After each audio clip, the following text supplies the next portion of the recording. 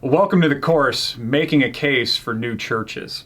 If you've enrolled in this course and you're watching this, you likely do not need to be convinced of the importance of starting and multiplying new churches. But if you are starting a new church, you will have to make the case to others.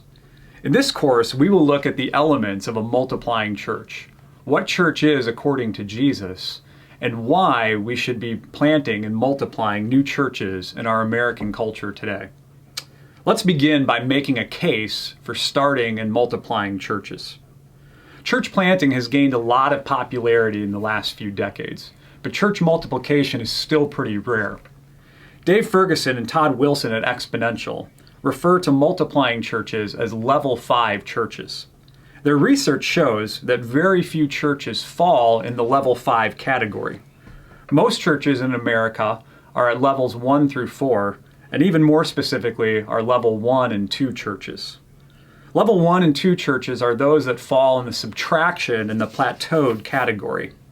And in these churches, people say things such as, if we just had blank, then we would grow.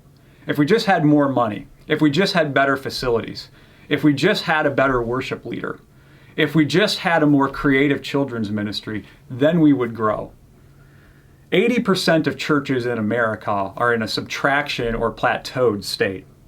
And these level 1 and 2 churches operate from a scarcity thinking. We just don't have enough. Level 3 churches, however, are addition churches. In addition churches, attendance is increasing. And many are often externally focused, making a positive impact in their communities. But in the midst of their growth, there's some key tensions that arise. Questions that are asked in a level 3 church are, how do we continue growing? How will we staff our ministries? How will we maintain the weekly production, the mortgage, and other associated costs of growth? Only 16% of churches in America are at the addition stage. And in these level 3 churches, they operate from a growth thinking. What do we need to do to get more people? What do we need to do to grow? Well, level 4 and 5 churches are reproducing and multiplying churches.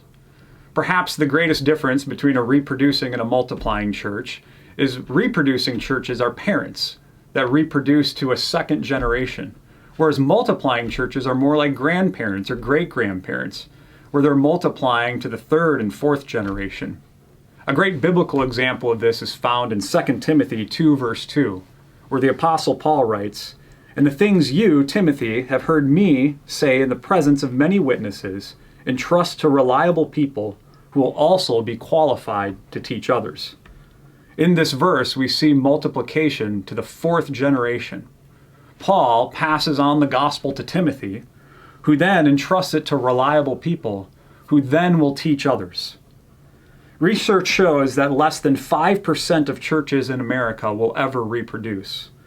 And even less than 1% of churches are multiplying.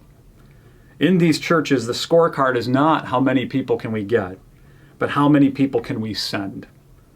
Level 4 and 5 churches operate not from growth thinking, but from movements thinking. And so at the outset of this course, I want to challenge you to think big.